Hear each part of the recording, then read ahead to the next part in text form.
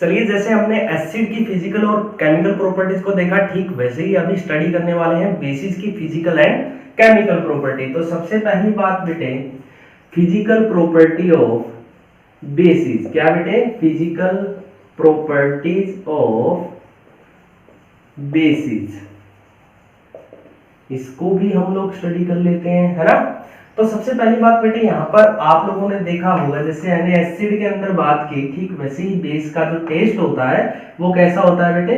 Bitter. तो bitter या फिर कड़वा टेस्ट होता है बेसिस का, ठीक है बेटे। सेकंड जो प्रॉपर्टी थी एसिड के अंदर, हमने पढ़ा कि लिटमस पेपर के कलर को चेंज करता है, तो ये भी करता है। वो क्या कर रहा था? ब्लू को रेड में चेंज कर रहा था। तो यहाँ पर बेस जो होता है वो रेड लिटमस पेपर के कलर को कैसा कर देता है? ब्लू कर देता है। कैसा कर देता है बेटे?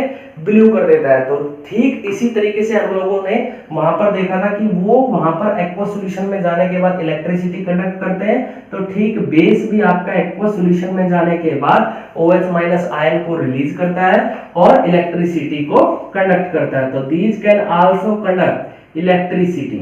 तो ये भी किस कैटेगरी के अंदर आते हैं बेटे? इलेक्ट्रोलाइट्स के अंदर। किसके अंदर आते हैं बेटा? इलेक्ट्रोलाइट्स के अंदर। उसके बाद अगली जो हमारी प्रॉपर्टी है वो है बेटे, कुछ बेस आपके क्या होते हैं? कोरोसिव नेचर के। तो यहाँ पर मैं वो मेंशन नहीं कर रहा हूँ, अभी सिर्फ आप लोगों को इतना ध्यान रखना कि बेस भी कोरोसिव नेचर के होते हैं। जिन्होंने सेकंड लेक्चर नहीं देखा वहां जाकर आप देख सकते हो, वहां पर मैंने कोस्टिक पोटैश और कोस्टिक सोडा की बात की थी, जो कि हमारे कोरोसिव नेचर के होते हैं। तो एक एग्जाम्पल देख लेते हैं बेटे, ह्यूमन बॉडी के अंदर हमारे माउथ पोर्शन के अंदर कौन सा बेस प्रेजेंट होता है? तो हमारे माउथ पोर्शन के अंदर जो सलाइवा होता है, जो लार होती है, वो हमारी किस पीएच की होती है बेटे? वो बेसिक पीएच की होती है, यानी कि वो हमारा कैसा नेचर का होता है? बेसिक। तो ये होती है हमारी फिजिकल प्रॉपर्टी ऑफ बेसिस। क्या क्या है? बिटर टेस्ट होता है, रेड लिटमस पेपर को ब्लू में चेंज कर देती है, these can also conduct electricity, hence called electrolyte. उसके बाद एग्जांपल क्या है बेटा? सलाइवा। उसके बाद एग्जांपल क्या है? सलाइवा। तो चलिए केमिकल प्रॉपर्टी देख लेते हैं फटाफट से, जो कि काफी इंपॉर्टेंट है। हर एक केमिकल प्रॉपर्टी के ऊपर आपकी एक्टिविटी बनने वाली है। तो सबसे पहली जो हमारी जो केमिकल प्रॉपर्टी है वो है बेटे रिएक्शन विद मेटल्स। तो हमारा जो बेस होगा, बेस हमारा मेटल के साथ रिएक्ट करेगा। ठीक एसिड में जैसा हुआ था वहां पर हाइड्रोजन गैस इवॉल्व हुई थी, यहां पर भी कौन सी गैस इवॉल्व होती है? Hydrogen gas. तो यहां पर रिएक्शन ले लेते हैं हम लोग, NaOH की प्लस जिंक के साथ।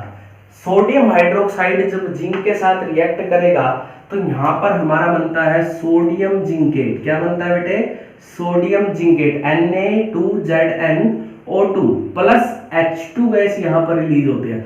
अब यहां पर देखिएगा, रिएक्शन को बैलेंस करना काफी इंपॉर्टेंट है। जिंक हमारा 1 है, लेकिन सोडियम यहाँ पर प्रोडक्ट साइड में 2 है, वहां पर 1 है, तो इसको 2 से मल्टीप्लाई किया। इसके चक्कर में ऑक्सीजन 2 हो गई, प्रोडक्ट साइड में ऑक्सीजन 2 है, रिएक्टेंट साइड हाइड्रोजन 2 है, तो यहाँ पर भी हाइड्रोजन 2 हो गई। तो अब रिएक्शन हमारी बैलेंस्ड है। तो आप लोगों को ध्यान रखना है, पहली केमिकल प्रॉपर्टी, जब भी कोई बेस मेटल के साथ रिएक्ट करेगा तो कौन सी गैस इवॉल्व होती है? हाइड्रोजन गैस इवॉल्व होती है। कौन सी होती है बेटे?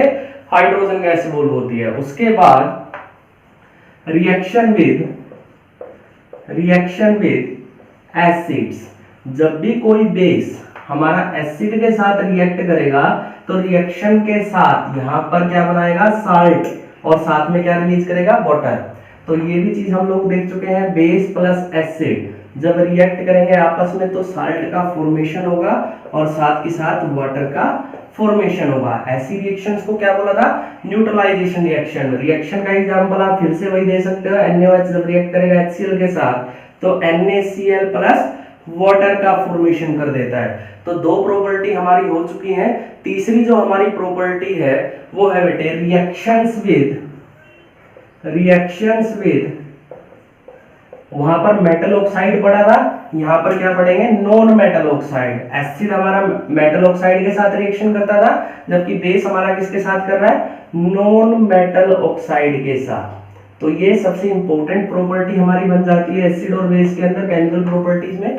जब भी कोई बेस आपका नॉन मेटल ऑक्साइड के साथ रिएक्ट करेगा तो यहाँ पर वो क्या करता है, जो नॉन मेटल ऑक्साइड है इसका नेचर एसिडिक होता है, यहाँ पर क्या बनाता है, प्रोडक्ट जो बनेगा वो हमारा साल्ट की तरह बिहेव करेगा और वाटर का फॉर्मेशन होगा। सबसे बढ़िया एग्जांपल होता है कैल्शियम हाइड्रोक्साइड की रिएक्शन, जब हम लोग CO2 के साथ करते हैं। अब ये CO2 क्या है बेटे, नॉन मेटल ऑक्साइड। इस CO2 का नेचर कैसा होता है, एसिडिक। कैसा नेचर होता है भाई, एसिडिक। जब ये रिएक्ट करेंगे आपस में तो यहाँ पर कैल्शियम कार्बोनेट बनता है। क्या बनता है बेटे, कैल्शियम कार्बोनेट, और साथ में हमारा वाटर जो है वो रिलीज हो जाता है। तो ध्यान रखना है बेटे, जब भी हमारा बेस रिएक्ट करता है नॉन मेटल ऑक्साइड के साथ तो वहां पर वाटर का फॉर्मेशन होता है और साथ में साल्ट बनता है। तो इस तरीके से हम लोग ध्यान रख सकते हैं एसिडिक और basic properties of acids and bases को। अब इनके बेसिस पे जितनी भी एक्टिविटीज हैं वो हम लोग आगे के लेक्चर में 1 बाय 1 डिस्कस करने वाले हैं। तो हर एक जो भी केमिकल प्रॉपर्टी हमने पढ़ी, हर एक केमिकल प्रॉपर्टी पर इंडिविजुअल एक्टिविटी आप लोगों को बताई जाएगी। ठीक है बेटा।